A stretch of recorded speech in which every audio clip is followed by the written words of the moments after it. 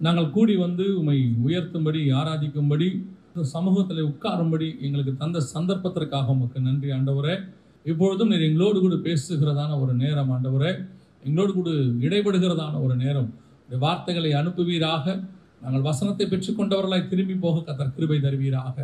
மகிமையுள்ள கரத்தில் எங்களை தாழ்த்துகிறோம் எங்கள் ஆண்டவர் இயேசுவின் நாமத்தில் பிதாவே.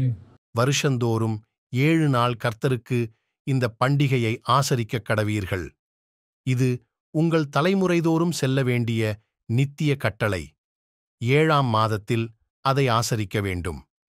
நான் இஸ்ரவேல் புத்திரரை எகிப்து தேசத்திலிருந்து புறப்படப் பண்ணினபோது அவர்களை கூடாரங்களில் குடியிருக்க பண்ணினதை உங்கள் சந்ததியார் அறியும்படிக்கு 7 நாள் கூடாரங்களில் குடியிருக்க கடவீர்கள். இஸ்ரவேலில் பிறந்தவர்கள் எல்லாரும் கூடாரங்களில் வாசம் பண்ண வேண்டும். நான் உங்கள் தேவனாகிய கர்த்தர் என்று சொல் என்றார். அப்படியே மோசே கர்த்தருடைய பண்டிகைகளை இஸ்ரவேல் புத்திரருக்குத் தெரிவித்தான். லேவியராகமத்தின் புஸ்தகம் 23ஆம் அதிகாரம் 41 முதல் 44 வசனங்கள் வரை இந்த கூடார பண்டிகை என்று சொல்லக்கூடிய பண்டிகையினுடைய சில முக்கியமான வசனங்களை நாம் வாசித்தோம். லேவியராகமத்தின் புஸ்தகம் 23ஆம் அதிகாரத்தில் 7 பண்டிகைகளை குறித்து ஆண்டவர் சொல்லுகிறார். பொதுவாக நாம் நினைக்கிறோம் என்று சொன்னால், இந்த நியாயப்பிரமாணம் பண்டிகைகள் எல்லாம் முடிவுக்கு வந்துவிட்டது. அது அப்படி இருக்குமானால் ஆரோனின் முறைமையை நாம் ஃபாலோ பண்ணாதபடி மெல்கிசேதேக்கின் முறைமையை நாம் பின்பற்ற வேண்டியவர்களாக இருக்கிறோம் என்று நாம் எபிரேயரில் வாசிக்கிறோம். அதாவது நியாயப்பிரமாண முறைமையின்படி நாம் செய்யக்கூடியவர்கள் அல்ல, புதிய ஏற்பாட்டில் சொல்லப்பட்டிருக்கிற முறைமையின்படி செய்ய வேண்டியவர்கள். ஆனால் புதிய ஏற்பாட்டுக்கும் பழைய ஏற்பாட்டுக்கும் முரண்பாடு கிடையாது. நன்றாய் புரிந்து கொள்ளுங்கள். புதிய ஏற்பாடு பழைய ஏற்பாட்டுக்கு ஆப்போசிட் கிடையாது. புதிய ஏற்பாடு என்பது இந்த சுயாதீன பிரமாணம்னு சொல்லுவாங்க, அல்லது மெல்கிசேதேக்கின் முறைமைம்பாங்க. ஈஸியா புரியணும்னு சொன்னா புதிய ஏற்பாடு. இது பழைய ஏற்பாட்டினுடைய நிஜம். பழைய ஏற்பாடு புதிய ஏற்பாட்டினுடைய நிழல். இப்ப 7 பண்டிகை இங்க இருக்கு. இந்த 7 பண்டிகை குறித்து பவுல் என்ன சொல்றாரு அப்படின்னு சொன்னா வாசிங்க. 2:16-17 வாசிங்க. ஆகையால் போஜனத்தையும் பானத்தையும் குறித்ததாவது, பண்டிகை நாளையும் மாத பிறப்பையும் ஓய்வு நாட்களை குறித்ததாவது ஒருவனும் உங்களை குற்றப்படுத்தாது இருப்பானாக. அவைகள் வருங்காரியங்களுக்கு நிழலாயிருக்கிறது. அவைகளின் பொருள் கிறிஸ்துவை பற்றினது. எந்த பண்டிகை அப்படின்னு கேட்டீங்கன்னா, பவுல் எழுதும் போது இப்ப நாம புதிய ஏற்பாட்டு சபைகளில் கொண்டாடி கொண்டிருக்கிற எந்த பண்டிகையும் கிடையாது. புதிய ஏற்பாட்டில் நாம நிறைய பண்டிகை வச்சிருக்கிறோம் இல்லையா? டிசம்பர் 25, ஏப்ரல் மாதம் ஒரு பண்டிகை, இப்படி நிறைய பண்டிகை வச்சிருக்கோம் இல்லையா? எந்த பண்டிகை குறித்தும் அவர் எழுதவில்லை. அவர் ஓய்வு நாட்களை குறித்தாவது பண்டிகைகளை குறித்தாவது அப்படின்னு எழுதுறாரு. அதை எழுதிட்டு அவர் என்ன சொல்றாரு? இவைகளின் பொருள் வருங்காலங்களுக்குரியதாக இருக்கிறது. இது கிறிஸ்துவை பற்றினது. அப்படின்னா எதை பத்தி எழுதியிருக்கிறாரு அப்படின்னு கேட்டா, இந்த 7 பண்டிகைகள் இந்த 23ஆம் அதிகாரம் லேவியராகமத்தில் இருக்குது. அங்கதான் ஓய்வு நாள்ல ஆரம்பிக்கும். 23ஆம் அதிகாரத்துல 1 முதல் வசனங்கள் நீங்கள் வாசிக்கும் பொழுது, இஸ்ரவேல் புத்திரருக்கு நீ சொல்ல வேண்டிய பண்டிகைகள் ஆவது அப்படின்னு மோசேக்கு ஆரம்பிக்கிறார். ஆரம்பிக்கும் போது முதல் பண்டிகையே ஓய்வு நாள் என்று சொல்லுகிறார். அதுல ஆரம்பித்து அந்த அதிகாரம் முடிகிற வரைக்கும் பார்த்தீங்கன்னு சொன்னா 7 பண்டிகைகளை குறித்து பேசுகிறார். பஸ்கா, புளிப்பில்லாத அப்ப பண்டிகை, முதற் பலனான பண்டிகை, அப்புறம் 50வது நாள் பண்டிகை, அதாவது நம்ம பெந்தகோஸ்தே பண்டிகைன்னு சொல்லுவோம், எக்கால பண்டிகை, பாவ நிவர்த்தி பண்டிகை, கூடார பண்டிகை, 7 பண்டிகைகளை பற்றி சொல்லுவார். இவைகளை குறித்து தான் பவுல் சொல்லுகிறார், இவைகள் வரும் காரியங்களுக்குரியது, இவைகளின் பொருள் கிறிஸ்துவை பற்றினது அப்படின்னு. என்ன கிறிஸ்துவை பற்றினது அப்படின்னு பார்த்தீங்கன்னு சொன்னா, பஸ்கா இயேசு சிலுவையில் அறையப்படுவதற்கு ஒப்பாக இருக்கிறது. அதனுடைய நிழல் நிஜம், இயேசு சிலுவையில் அறையப்பட்டார். புளிப்பில்லாத அப்ப பண்டிகை அப்படின்னா எதை பத்தி இருக்கு அப்படின்னு கேட்டீங்கன்னு சொன்னா, கலப்பம் இல்லாத, அதாவது கலப்படம் இல்லாத வேத வசனம், பரிசுத்த ஆவியினால் கொடுக்கப்படுகிறதான சுயாதீன பிரமாணம், இதை குறித்து சொல்லப்பட்டிருக்கிறது. 3வது அங்கே முதற் பலனான பண்டிகை, கிறிஸ்து மரித்தோருக்கு முதற் பலனாக உயிர்த்தெழுவதை குறித்து சொல்லப்பட்டிருக்கு. 4வது 50வது நாள் பண்டிகை, அதான் பெந்தகோஸ்தே பண்டிகை என்று சொல்லப்படுகிறது. 5வது எக்கால பண்டிகை, வருகையின் போது ஊதப்படுகிறது. 6வது பாவ நிவர்த்தி பண்டிகை, உபத்திரவ காலத்தில் 7 வருஷத்தில் இருக்கக்கூடியதான காரியங்களை குறிக்கிறது. 7வது கூடார பண்டிகை, 1000 வருஷ அரசாட்சியை குறித்து சொல்லுகிறது. அதோடு கூட எல்லாம் முடிவடைந்து விடும். அதோடு கூட பூமியினுடைய காரியங்கள் முடிஞ்சிடும். அந்த கூடார பண்டிகையை பற்றி சொல்லும் பொழுது அவர் எதை பற்றி சொல்றாருன்னா, 7 நாட்கள் ஆசாரிக்க வேண்டும் என்று சொல்லுகிறார். 7 நாளைக்கு அப்புறம் அந்த பண்டிகை முடிவுக்கு வந்துடும், அதுக்கப்புறம் எல்லாமே முடிஞ்சிருச்சுங்கிறார். அதோட அர்த்தம் என்னன்னா, மனுஷன் மாம்சத்தில் வெளிப்பட்டு மனுஷனை படைத்து 7000 வருஷம் 7 நாள். அந்த 7 வருஷம் 7 நாள் என்பது 7000 வருஷத்துக்கான அடையாளம். 7ஆம் நாள் முடியும் போது 7000 வருஷம் முடியும் போது கூடார பண்டிகை முடியும் போது எல்லாம் முடிவுக்கு வந்துடும். இது எதை குறித்து சொல்லப்பட்டிருக்கிற ஒரு விஷயம் என்று சொன்னால், இஸ்ரவேல் ஜனங்கள் எகிப்திலிருந்து விடுதலையாகி கானானுக்கு போகிற வரைக்கும் அவர்கள் வனாந்தரத்திலே குடியிருந்தார்கள், அதுவும் கூடாரங்களில் குடியிருந்தார்கள் என்று சொல்லப்படுகிறது. அதைத்தான் அவங்க என்ன சொல்றாங்கன்னா கூடார பண்டிகைன்னு சொல்றோம். அது எதுக்கான அடையாளம்? நாம் பாவத்திலிருந்து இந்த பூமியில விடுதலையாக்கப்பட்டு பரம கானானுக்குள் பிரவேசிக்கிற வரைக்கும் நாம் கூடாரங்களில் குடியிருக்கிறோம் என்று அர்த்தம். நாம தான் இப்ப எல்லாம் இந்த கூடாரங்களில் குடியிருக்கிறோம். அதைத்தான் எழுதும் போது நம்முடைய சரீரத்தை கூடாரம் என்று வேதம் சொல்லுகிறது. நாம் வாழுகிற இந்த வாழ்க்கை சரீரத்திலே நாம் குடியிருக்கிறோம். அதாவது பொதுவாக ஒரு குழந்தை பிறந்த உடனே நாம் அந்த சரீரத்துக்கு ஒரு பேர் வைப்போம். அந்த சரீரத்தை பேரை வச்சு தான் அந்த சரீரத்தை வேறு பிரிக்கிறோம். 10 குழந்தை பிறந்தா 10 பேர் வச்சாச்சுன்னா அந்த 10 குழந்தைக்கு 10 பேர் இருக்கிறதுனால நம்ம டிஃபரன்ஷியேட் பண்ணிக்கிறோம் அந்த குழந்தைய. உண்மையிலேயே பேர் சரீரத்துக்கு வைக்கப்படுகிறதல்ல, பேர் ஆத்மாவுக்கு தான் இருக்கணும். ஏன்னா உள்ளக்குள்ள இருக்கிற ஜீவன் போன உடனே இந்த சரீரத்துக்கு பேரும் போயிடும். அதோட கூட இது டெட் பாடி, பிணம் என்று சொல்லுகிறோம், அது இது என்று சொல்லுகிறோம். இதோடைய ஒரிஜினாலிட்டி போயிடும். நாம சரீரத்துக்கு தான் பேர் வைக்கிறோம், ஆனா அந்த மரணத்தோடு கூட பேரும் போயிடும். உண்மையிலேயே நாம் உள்ளே வாசம் பண்ணுகிறோம். இந்த சரீரத்துக்குள்ளே வாசம் பண்ணுகிற ஆத்மா தான் ஜீவன் உள்ளது. இதுதான் போய் ஒரு நாள் நித்தியத்திலே வாழ போகிறது. இப்ப இது கூடாரத்தில் வாழுகிறது. நாம் இப்ப கூடாரத்தில் வாழ்ந்துட்டு இருக்கிறோம். இப்ப கிறிஸ்துவினாலே நாம் இந்த உலகத்தின் பாவத்திலிருந்து விடுதலையாக்கப்பட்டு ஒரு ஆவிக்குரிய பிரயாணத்திலே நாம் இருக்கிறோம். இதான் வனாந்தரத்தில் இஸ்ரவேலர்கள் பிரயாணம் பண்ணதுக்கான அடையாளம். இப்ப நம்ம அந்த பிரயாணத்துல தான் இருக்கிறோம். ஒரு நாள் நாம் கானானுக்குள்ளே பிரவேசிப்போம், பரம கானான் பரலோகத்துக்குள்ளே பிரவேசிப்போம், அல்லது புதிய எருசலேமுக்குள்ளே போவோம். அப்படி போகும் பொழுது இந்த கூடாரத்தை விட்டு, கூடாரம்னா டெம்பரவரி டென்ட், மூவபிள், அது அஸ்திவாரம் கிடையாது, மூவபிள். இப்ப நம்ம இந்த சரீரம் தான் கூடாரம், இதை விட்டு அஸ்திவாரம் உள்ள நகரத்திற்கு நாம் போக போகிறோம். அதுதான் புதிய எருசலேம். அதை தான் உங்களுக்கும் எனக்கும் நித்திய நகரத்தை கர்த்தர் வைத்திருக்கிறார். அசைவில்லாத நகரமாகிய பரலோக ராஜ்யத்துக்குள் நாம் பிரவேசிக்க போகிறோம். அல்லேலூயா. இதனுடைய அடையாளமாகத்தான் இந்த கூடாரத்தை கர்த்தர் வச்சிருக்கிறார். இந்த சரீரம் தான் கூடாரம், நாம் தான் கூடாரத்தில் வாசம் பண்ணுகிறோம் என்று 2 பேதுருவின் புஸ்தகம் 1ஆம் அதிகாரம் வாசிங்கள் பார்ப்போம். 2 பேதுருவின் புஸ்தகம் 1ஆம் அதிகாரம் 14வது வசனத்தை வாசிங்கள் பார்ப்போம். இந்த கூடாரத்தில் நான் இருக்கும் அளவும், இந்த கூடாரத்தில் நான் இருக்கும் அளவும் உங்களை நினைப்பூட்டி எழுப்பி விடுவது நியாயம் என்று எண்ணுகிறேன். அப்ப அவர் தன் சரீரத்தை குறித்து சொல்லும் போது கூடாரம் என்று சொல்லுகிறார். இந்த கூடாரத்தில் நான் குடியிருக்கும் அளவும். அப்படின்னா அந்த கூடார பண்டிகை என்பது எதற்கான அடையாளம் என்றால், நான் இந்த கூடாரத்தில் சரீரத்தில் டெம்பரவரியாக இந்த பூமிக்குள் இருக்கிறேன். இது ஒரு டெம்பரவரி பீரியட். வனாந்தரம் என்பது இஸ்ரவேலர்களுக்கு ஒரு டெம்பரவரி பீரியட். அது 3 நாள்ல முடிய வேண்டியது 40 வருஷமாய் மாறிவிட்டது.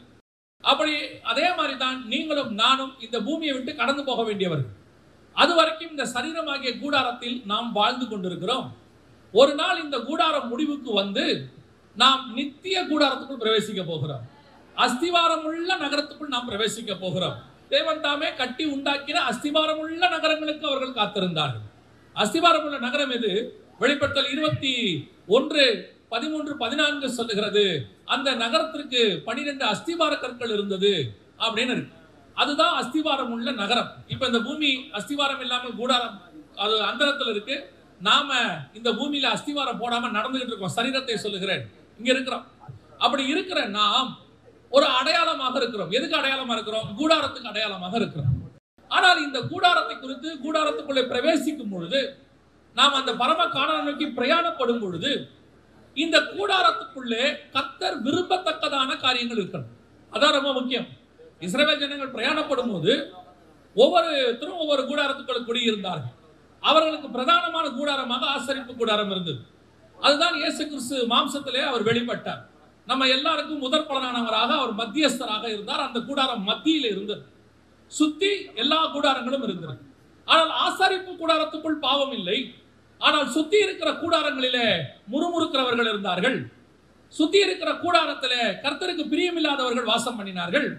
சுத்தி இருக்கிற கூடாரத்துக்குள்ளே கர்த்தருக்கு அருவருப்பான மோவாபிய ஸ்திரீகளோடு கூட அங்கே அருவருப்பான காரியங்கள் நடந்தது.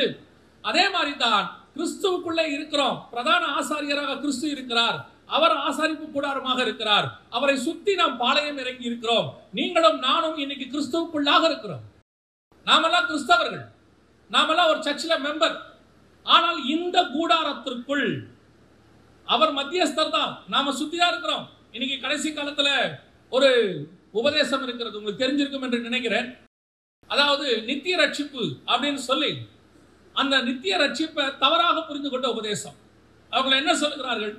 ஒன் சேவ்ட் எவர் சேவ்ட் அப்படின்னு சொல்றாங்க. அதாவது என்ன அர்த்தம்? ஒரு முறை நீ ரட்சிக்கப்பட்டுட்டீன்னா அதுக்கப்புறம் நீ என்ன பாவம் பண்ணாலும் நரகத்துக்கு போக மாட்ட, பரலோகத்துக்கு தான் போவ அப்படின்னு சொல்லி அவர்கள் ஒரு காரியத்தை சொல்லுகிறார்கள். அது உண்மைதானா? வசனத்தின்படி அது சரியா அப்படின்னு பார்த்தீங்கன்னா பைபிள் வசனம் அப்படி சொல்லல. ரட்சிப்பு என்பது ஆரம்பம். அந்த வசனம் சொல்றது உங்கள் ரட்சிப்பு பூரணப்பட பரிபூர்ணப்பட பிரயாசப்படுங்கள். அது மட்டும் இல்ல, முடிவு பரியந்தம் நிலை நிற்கிறவனே ரட்சிக்கப்படுவான்னு இருக்கு. ரட்சிப்புங்கிறது ஒரு ப்ராசஸ். இப்போ இந்த கூடாரத்துக்குள்ள இயேசு எனக்குள்ள வந்து ஆட்டுக்குட்டியின் ரத்தத்தினாலே என் பாவத்தை மன்னித்து இந்த கூடாரத்தை சுத்தமாக்கி இருக்கிறார். ஆனால் கிறிஸ்து வருமானமும் இந்த கூடாரம் சுத்தமாகத்தான் இருக்க வேண்டும். நடுவுல எது வேணாலும் உள்ள வந்துடுச்சுன்னா, இந்த கூடாரத்துக்குள்ள பாவம் வந்துருச்சுன்னா பரவாயில்ல, நீ இயேசுவின் ரத்தத்தால கழுவப்பட்டவன், பாவம் இருந்தாலும் உன்னை பரலோகத்துக்கு கூட்டிட்டு போவார் என்றால் அந்த இயேசுவின் ரத்தத்தை நான் மட்டுப்படுத்துகிறேன் அல்லது ரட்சிப்பை நான் மட்டுப்படுத்துகிறேன். அதுதான் வேதம் சொல்லுது. ஒரு தடவை பரம ஈவை ருசி பார்த்தும் இனி வரும் பலன்களை அறிந்தும் பரிசுத்த ஆவியை பெற்றும் மறுதலித்து போனவர்களை மீட்கப்படுவது கூடாத காரியம் என்று வேதம் சொல்லுகிறது. நித்திய ரட்சிப்புனா ஒன் சேவ்ட் எவர் சேவ்ட் இல்ல. நீ அடைந்த ரட்சிப்பை முடிவு பரியந்தம் பாதுகாத்துக் கொள்ள வேண்டும். வருகிற வரைக்கும் அந்த ரட்சிப்புல நிக்கணும். அதைத்தான் அந்த கூடாரத்துக்குள்ள, சரீரத்துக்குள்ள, நமக்குள்ள எந்த விதமான காரியங்களும் வராதபடி, கர்த்தருக்கு பிரியமில்லாத காரியங்கள் வராதபடி இஸ்ரவேல் ஜனங்கள் அழைக்கப்பட்டார்கள். ஆட்டுக்குட்டியின் ரத்தத்தினாலே மீட்கப்பட்டார்கள். அவர்கள் பிரயாணத்துக்கு தொடங்கிட்டாங்க பரம கானானை நோக்கி. ஆனா வழியிலே ஒரு சிலர் அழிந்து போனார்கள். பெரும்பான்மையானவர்கள் அழிந்து போனார்கள். காரணம் என்ன? மீட்கப்பட்ட ஜனங்கள், ஆட்டுக்குட்டியின் ரத்தத்தாலே மீட்கப்பட்ட ஜனங்கள், அற்புத அடையாளங்களை செய்து கர்த்தர் மீட்டு கொண்டு வந்தார். ஆனால் அவர்கள் கூடாரங்களுக்குள்ளே கர்த்தர் அருவருக்கிற காரியங்கள் காணப்பட்டது. அதனுடைய விளைவு அந்த கூடாரத்துக்குள் இருந்தவர்கள் கானானுக்குள்ளே பிரவேசிக்கவில்லை, வனாந்திரத்திலேயே மடிந்து போனார்கள். நீங்க இயேசுவை ஏத்துக்கிட்டதுனால, ஒரு சபைக்குள்ள மெம்பர் ஆயிட்டதுனால, நீங்கள் பரிசுத்தாவின் அபிஷேகத்தை பெற்றுக்கொண்டதுனால உங்களுக்கு பரலோகம் கன்ஃபார்ம்னு எழுதிலாம் கொடுக்கல எங்கேயும். நான் சொல்லுகிறேன், எந்த ஒரு சபைக்குள்ள நீங்கள் இருந்தாலும் சரி, முடிவு பரியந்தம் நிலை நிற்கிறவனே ரட்சிக்கப்படுவான். நான் அந்த ஸ்தாபனத்தில் இருக்கிறேன்றதுனால பரலோகத்துக்கு போயிட முடியாது. ஏன்னா பரலோகத்துல கோட்டா சிஸ்டம் கிடையாது. இந்த ஸ்தாபனத்துக்கு 20%, அந்த ஸ்தாபனத்துக்கு 20% ஒதுக்கி வைக்கல. பரலோகத்தை பொறுத்த வரைக்கும் ஒரே ஒரு சாட்சி தான், உண்மையும் உத்தமம் உள்ளவனே எஜமானுடைய சந்தோஷத்துக்குள் பிரவேசி. இன்னைக்கு சத்தியத்துக்கு இம்பார்ட்டன்ஸ் கிடையாது. அவங்க கூடாரத்தை கிராண்டா வச்சிருக்கிறாங்க. நல்ல வேலை, ஆசாரியர் கூடாரத்தை கட்டும்போது ஆண்டவர் ஒரு வார்த்தை சொல்லிட்டாரு, மோசே கிட்ட தெளிவா சொல்லிட்டாரு, நான் உனக்கு காண்பித்த மாதிரியின்படியே கட்டுவதற்கு எச்சரிக்கையாயிரு. ஏன்னா மோசே வந்து ஒரு பெரிய இன்ஜினியர் பாருங்க. அவர் வந்து இதற்கு எகிப்தில் ஒரு பெரிய இன்ஜினியரா. அவர் ராமசேஷுக்கெல்லாம் ஊர் கட்டி இருக்கிறாராம். வசனம் சொல்லுது, அவர் வாக்கிலே வல்லவர், எகிப்தின் கலைகளிலே தேர்ச்சி பெற்றவர் அப்போஸ்தலர் நடவடிக்கைகள் இருக்கு. இப்ப மோசே கிட்ட சும்மா ஆண்டவர் ஹிண்ட் மட்டும் கொடுத்தாரு வச்சுங்க, மோசே ஒரு கூடாரம் கட்டணும்பா, பார்த்து கட்ட அப்படின்னு இருந்தாருன்னா, இருக்கிறதுலே காஸ்ட்லியஸ்ட் கூடாரத்தை அவன் தான் கட்டியிருப்பான். சும்மா மொத்த வனாந்தரத்துக்கு ஒரு கூடாரம், டென்ட், 5 லட்சம் பேர் உட்கார்ற மாதிரி டென்ட் போட்டிருப்பான். ஏன்னா அப்படிதான் போடுவான். ஆண்டவருக்கு நல்லா தெரியும், மோசே எனக்கு உன் அறிவை சார்ந்த ஒரு கிராண்டான டென்ட் வேண்டாம், நான் சொல்லக்கூடிய ஸ்பிரிச்சுவல் டென்ட் தான் எனக்கு வேணும். அது வெறும் 300 முழம், அதை கட்டிட்டு போங்கிறார். என்ன சொல்றீங்க ஆண்டவரே? என்கிட்ட விடுங்க, நான் பாத்துக்கிறேன். அதனால தான் உங்ககிட்ட விடல.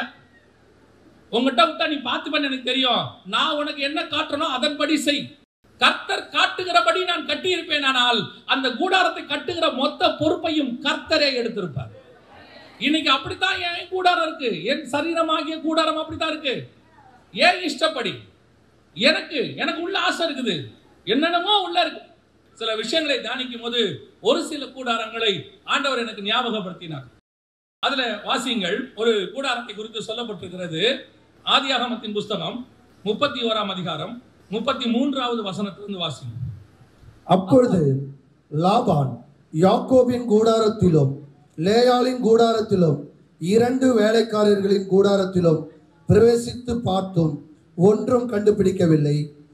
பின்பு லேயாளின் கூடாரத்தை விட்டு ராகேலின் கூடாரத்துக்கு போனான். ராகேல் அந்த சுரூபங்களை எடுத்து ஒட்டக சேணத்தின் கீழ் வைத்து அதன் மேல் உட்கார்ந்திருந்தால் லாபான் கூடாரம் எங்கும் தடவி பார்த்தோம், அவைகளை கண்டுபிடிக்கவில்லை. கவனிங்க, இப்போ லேயாலும் ராகேலும் யாக்கோபோடு கூட புறப்பட்டு, இதுவும் பிரயாணம் தான், சிரியா தேசத்திலிருந்து கானான் தேசத்துக்கு புறப்பட்டு வராங்க. புறப்பட்டு வரும்போது இவங்க சொன்ன வார்த்தையை நல்லா கவனிங்க. அவர்கள் புறப்பட்டு வருகிறார்கள். புறப்பட்டு வரும்பொழுது அவர்கள் சொல்லுகிறார்கள், நாங்கள் எங்கள் தகப்பன் வீட்டில் இனி எங்களுக்கு பங்கு உண்டோ என்று சொல்லி அவர்கள் என்ன செய்யறாங்கன்னா, தன் கணவனோடு கூட புறப்பட்டு வருகிறார்கள். புறப்பட்டு வந்து அவர்கள் வனாந்தரத்தின் பாதையிலே கடந்து வந்து கொண்டிருக்கிறார்கள். இந்த லேயாலும் ராகேலும் ஒரே ஸ்டேட்மெண்ட் தான் கொடுக்குறாங்க யாக்கோபு கிட்ட. யாக்கோபு கிட்ட சொல்லும் போது அந்த வசனம் சொல்லும், ஆதியாகமத்தின் புஸ்தகம் 31ஆம் அதிகாரம் 14வது வசன வாசி. அதற்கு ராகேலும் லேயாலும், எங்கள் தகப்பன் வீட்டிலே இனி எங்களுக்கு பங்கும் சுதந்திரமும் உண்டோ? நல்லா கவனிங்க. இப்ப லேயாலும் ராகேலும் புறப்பட்டு வராங்க. வரும்போது ரெண்டு பேருமே ஒரு காரியம் தான் சொல்றாங்க, இனி என் தகப்பன் வீட்டில் எங்களுக்கு என்ன இல்லை? பங்கு இல்லை. பிரயாணம் ஆரம்பிச்சாச்சு. இப்போ தகப்பன் வீட்டுல இருந்து புறப்பட்டு கானானுக்கு பிரயாணம் வந்துருச்சு. என்ன, லேயாளுக்கு ஒரு கூடாரம் இருக்கு, யாக்கோபருக்கு ஒரு கூடாரம் இருக்கு, ராகேலுக்கு ஒரு கூடாரம் இருக்கு, வேலைக்காரிகளுக்கும் கூடாரம் இருக்கு. இப்ப யாக்கோபோடு கூட புறப்பட்டு வருகிற இவர்கள், இப்ப லாபான் வராரு, வந்துட்டு சோதிச்சு பார்க்கிறாரு. சோதனைக்காரன் வரான். சோதனைக்காரன் வந்து பார்க்கும்போது எல்லா கூடாரமும் சுத்தமாய் இருக்கிறது. தகப்பனுடைய சொரூபங்கள் எதுவும் இல்லை. இன்னைக்கு ராகேலுடைய கூடாரத்துக்குள்ளே பிரவேசிக்கும் பொழுது உள்ள போய் பார்த்தா அங்கேயும் ஒன்றும் தென்படவில்லை. ஆனால் உள்ளே தகப்பனுடைய சொரூபங்கள் காணப்படுகிறது. இது எதற்கான ஒரு அடையாளம்? ரெண்டு வகையான சபை. லேயால் ராகேல் என்பது ஒரு ஸ்திரீ, ரெண்டும் ஸ்திரீகள், ரெண்டும் சபைக்கான அடையாளமாக இருக்கிறது. ரெண்டு வகையான சபை புறப்பட்டு வருகிறது, கானானுக்கு புறப்படுகிறது. ஆனால் இன்னைக்கு சில கூடாரங்கள், லேயாலின் கூடாரங்கள், உள்ளே விட்டு விட்டு வந்த எந்த பாவமும் கூடாரத்துக்குள் இல்லை. தகப்பன் விட்டு சொரூபங்கள் எதுவும் இல்லை. அவங்க பழைய பாவம் எதையும் மறைச்சு வைக்கல. விட்டாச்சுன்னா மொத்தத்தையும். ஆனா ஒரு சில கூடாரங்கள் ராகேலின் கூடாரங்கள், தகப்பன் வீட்டுல பங்கு இல்லைன்னு சொல்லியாச்சு. ஆனா உள்ளுக்குள்ள என்ன இருக்குது? தகப்பன் வீட்டிலிருந்து எடுத்துக்கொண்டு வரப்பட்ட பாவங்கள் இன்னும் காணப்படுகிறது. சபைக்குள்ள வந்தாச்சு, ரட்சிக்கப்பட்டோன்னு சொல்லியாச்சு, ரத்தத்தால கழுவப்பட்டோன்னு சொல்லியாச்சு, ஆவிக்குரிய சபைன்னு சொல்லியாச்சு. ஆனால் சபைக்குள்ளே வந்து இன்னும் பழைய பாவங்கள் ஒளிந்து கொண்டிருக்கிறது. இந்த கூடாரத்துக்குள் மறைக்கப்பட்டிருக்கிறது. மேபி வெளியே இருக்கிறவங்களுக்கு தெரியாது, நிறைய பேருக்கு தெரியாது. ஓ பிரைஸ் தி லார்ட், ஸ்தோத்திரம், அல்லேலூயா, இவரை போல பரிசுத்தவான் உண்டோ எல்லாம் சொல்லுவாங்க. ஆனால் உள்ளே உட்கார்ந்திருக்கிற சொரூபம், உள்ளே உட்கார்ந்திருக்கிற பாவம், உள்ளே மறைந்திருக்கிற இருள் தேவனுக்கு தெரியும். பிரயாணப்படுகிற கூடாரங்கள் எல்லாம் சரியான கூடாரங்கள் அல்ல. ராகேலின் கூடாரத்துக்குள்ளே கர்த்தருக்கு அருவருப்பானவைகள் காணப்பட்டது. ராகேல் அதை மறைத்து வைத்திருந்தால்னு பார்க்கிறார். ஆண்டவரின் கூடாரத்துக்குள்ளே உலாவுகிறார். வேதம் சொல்லுகிறது, ஏதேனுக்குள்ளே உலாவின தேவன், தேவாலயத்தில் உலாவின தேவன், 7 பொன் குத்து விளக்குகளின் மத்தியிலே உலாவுகிற தேவன் உன் கூடாரத்துக்குள்ளும் உலாவி கொண்டிருக்கிறார். நாம் தான் தேவனுடைய ஆலயமாய் இருக்கிறோம். இது கூடாரமாய் இருக்கிறது. தேவன் இதற்குள் வாசம் பண்ணுகிறவராய் இருக்கிறார். நீங்க மனுஷங்கிட்ட இருந்து உள்ள இருக்கிறதை மறைச்சிடலாம், லாபான்ட்ட மறைச்சிடலாம். ஆனா உள்ளே உலாவுகிற தேவன் கிட்ட மறைக்க முடியாது. உள்ளே வெளிச்சம் வீசுற தேவன்கிட்ட மறைக்க முடியாது. பல நேரங்களிலே நாம் யார் என்பது நமக்கு தான் தெரியும். நாம் யார் என்பது நம்ம கூடாரத்துக்குள்ள இருக்கிறவங்களுக்கு தான் தெரியும். நீங்கள் மனுஷனுக்கு முன்பாக உங்கள் நீதியை காண்பிக்கிறதை விட தேவனுக்கு முன்பாக உங்கள் கூடாரம் சுத்தமாக இருக்கிறதா என்பதை மட்டும் பார்த்துக் கொள்ளுங்கள். அதுதான் நிச்சயம். உள்ளுக்குள்ளே பார்க்கிற தேவன் ஒருத்தர் இருக்கிறார்ல. கூடார பண்டிகை கொண்டாடுறீங்க, அந்த கூடாரமே நீங்க தான் பிரயாணப்படுறீங்க. அவர் தான் சொல்றாரு, இஸ்ரவேலர்கள் 7 நாள் கூடாரங்களில் குடியிருக்க கடவர்கள். இஸ்ரவேல்னா தேவ ஜனங்கள். தேவ ஜனங்கள் 7 நாள் தான் முழுவதும் கூடாரத்துக்குள்ள இருக்கிறோம். இந்த கூடாரத்துக்குள்ள இருக்கிறவனுக்கு தெரியணும், இந்த கூடாரத்துக்குள் கர்த்தருக்கு பிரியமில்லாத காரியம் எதுவும் இல்லாமல் இருக்கிறதா, கர்த்தர் அருவருக்கிற காரியங்கள் காணப்படுகிறதா. இன்னைக்கு சபைகள் பல அருவருப்புகள் நிறைந்ததாய் காணப்படுகிறது. பார்க்கிறதுக்கு அப்படியே வெளியே பரிசுத்தவான்கள் மாதிரி காட்டுறீங்க. லாபானும் வந்து பார்க்கறான், அப்பா நம்ம லேயால் மாதிரி தான்ப்பா ராகேலும், எந்த டிஃபரன்ஸ் இல்ல. ராகேல் கூடாரத்திலும் சொரூபம் இல்ல, லேயாள் கூடாரத்திலும் இல்ல. ஆனால் ராகேல் கூடாரத்தில் இருக்கிறது, அது மறைந்திருக்கிறது. நீ சுத்திகரிப்பு செய்யாவிட்டால், உன் கூடாரத்தை நீ சுத்திகரிப்பு செய்யாவிட்டால், இந்த இடத்துல இருக்கிற யார வேணாலும் ஏமாத்திரலாம், பரிசுத்த ஆவியானவரை ஏமாத்த முடியாது. அவர் உள்ளே உலாவுகிற தேவன். இன்னைக்கு நியாய தீர்ப்பு தேவன் கையில இருக்குதுங்கிற பயமே இல்ல. நமக்கு நியாய தீர்ப்பு யாரு? மனுஷன் மேலதான். நமக்கு பயம் இல்ல. மனுஷனுக்கு முன்னாடி பாவம் செய்யக்கூடாது, அவ்வளவுதான். தேவனுக்கு முன்னாடி என்ன பாவம் செய்யலாம். இப்போ சொல்றேன், தாவீதுக்கும் சவுலுக்கும் அது ஒண்ணுதான் வித்தியாசம். சவுல் மனுஷனுக்கு முன்பாக தன் ராஜ்ய பாரத்துல எந்த குறையும் வந்துடக்கூடாதுன்னு சாமுவேல்கிட்ட கெஞ்சுறான். ஆனா தாவீது தேவனுக்கு முன்பாக எந்த குறையும் வந்துடக்கூடாதுன்னு தேவன் கிட்ட கெஞ்சுறான். அவன் சாமுவேலுடைய சரீரத்தை பிடிச்சி இழுத்தான், இவன் தேவனுடைய பாதத்தை பிடிச்சி எடுக்கிறான். உன்னுடைய பரிசுத்த ஆவியை என்னை விட்டு எடுக்காமலும். அதனாலதான் உடனே ஆண்டவர் சொன்னாரு, உன் ராஜ்ய பாரம் நிலைத்திருக்கும் போன்ட்டு. நாம் தேவனுக்கு முன்பாக எப்படி இருக்கிறோங்கிறதா முக்கியம். இன்னைக்கு நிறைய கூடாரத்துக்குள்ள தகப்பனுடைய சொரூபங்கள் மறைக்கப்பட்டிருக்கு, பழைய பாவங்கள் உள்ளுக்குள்ள இருக்கு, ஜென்ம சுபாவங்கள் மறைக்கப்பட்டிருக்கு. நீ ஏறி நின்று கர்த்தருக்கு முன்பாக பேசிட்டாலோ பாடிட்டாலோ ஒரு சின்ன ஊழியம் செஞ்சிட்டாலோ உனக்குள்ள இருக்கிற பாவங்கள் இல்லைன்னு அர்த்தம் இல்ல. வாழ்நாள் எல்லாம் உள்ள பாவத்தை வச்சுக்கிட்டு வெளியே ஊழியத்தை முடிச்சுட்டு கர்த்தருக்கு முன்னாடி போய் நிக்கிறாங்க. ஆண்டவர் சொன்ன ஒரே வார்த்தை, உன்னை எனக்கு தெரியவே தெரியாது பான்ட்டாரு. அவ்வளவுதான். ஆண்டவர் சொன்ன அவ்வளவுதான், உன்னை எனக்கு தெரியாது. ஏன் அப்ப நான் இவனால என்ன ஊழியம் பண்ண நீ தான் கேட்கணும். ஊழியம் அதிகம் செய்கிறோமா, பெருசா செய்யறோமா, சின்னதா செய்யறோமா, சின்ன ஆவிக்குரிய வாழ்க்கையா பெரிய ஆவிக்குரிய வாழ்க்கையாங்கிறதுலாம் இங்க கேள்வியே இல்ல. கர்த்தருக்குள் நான் இருக்கிறேனா, கர்த்தருக்கு வெளியே இருக்கிறேனா, அதான் கேள்வி. ஊழியமே செய்யாம நல்ல ஆவிக்குரிய வாழ்க்கை வாழ்ந்துட்டு பரலோகத்துக்கு போறது நல்லது. ஒருவேளை ஊழியம் செய்யக்கூடாதுன்னு சொல்லல, ஊழியம் செஞ்சு நீ பாவம் செஞ்சு நரகத்துக்கு போறதை விட இது வாசி.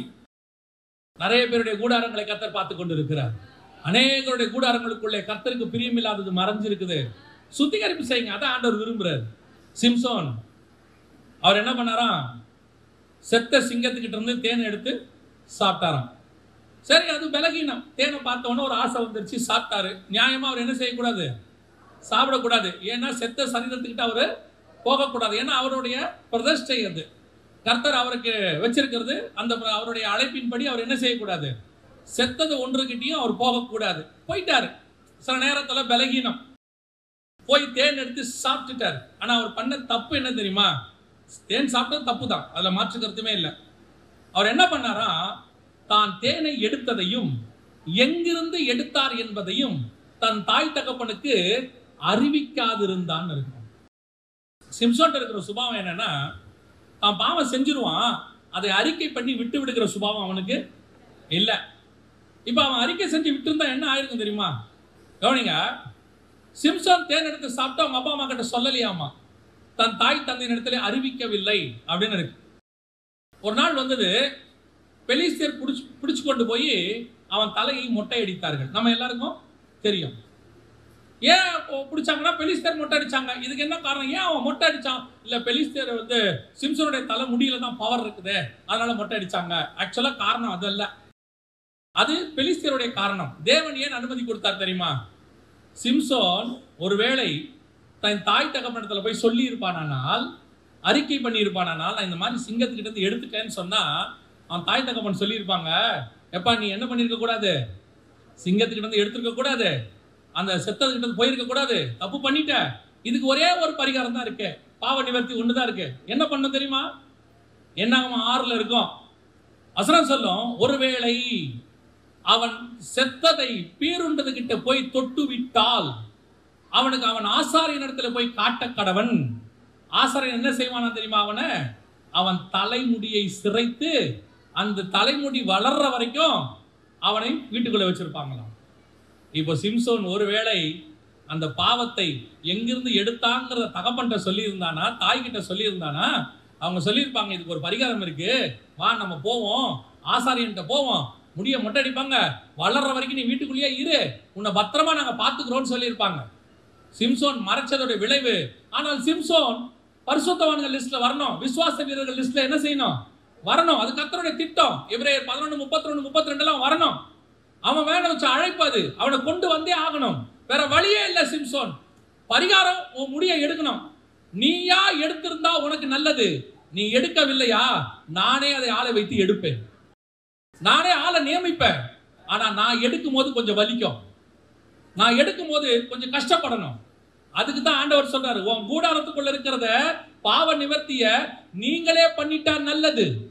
ராகேல் தன் கூடாரத்தில் உள்ளதை எடுக்காமல் மறைத்து வைத்தாள். என்ன நடந்துச்சு? எல்லாரும் அவ கூட வந்த எல்லாரும் கானானுக்கு போயிட்டாங்க. அவங்க எல்லாரும் எருசலேமுக்குள்ள அதுக்குள்ள எந்த இடத்துக்கு வந்துட்டாங்க. ஆனால் ராகேலோ வழியிலேயே மரித்து போனார். அவருடைய பிரயாணம் முடிவடையவில்லை. லேயாவுடைய பிரயாணம் முடிவடைஞ்சிருச்சு, வேலைக்காரர்களுடைய பிரயாணம் முடிவடைஞ்சிருச்சு, யாக்கோபுடைய பிரயாணம் முடிவடைஞ்சிருச்சு. யார் யாரும் கூடாரத்துக்குள்ள எல்லாம் சுத்தமா இருந்துச்சோ எல்லாரும் கானானுக்குள்ள பிரவேசித்தாங்க. ஆனா எந்த கூடாரத்துக்குள்ள சொரூபம் இருந்துச்சோ அது வழியிலேயே மடிஞ்சு போச்சு.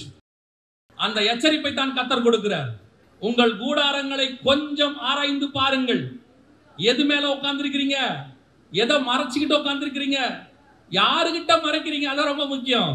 நீங்க யாருக்கு மறைக்கிறீங்களோ இல்லையோ தேவன் கிட்ட மறைக்காதீங்க. தன் பாவங்களை மறைக்கிறவன் வாழ்வடைய மாட்டான். நீங்க ஆண்டவனுக்கு ஒரு வாய்ப்பு கொடுக்கிறாரு. உன் கூடாரத்துக்குள் என்ன இருக்கிறது ஆராய்ந்து பார்க்க வேண்டியது கர்த்தர் நமக்கு வைத்ததான மிக முக்கியமான காரியம்.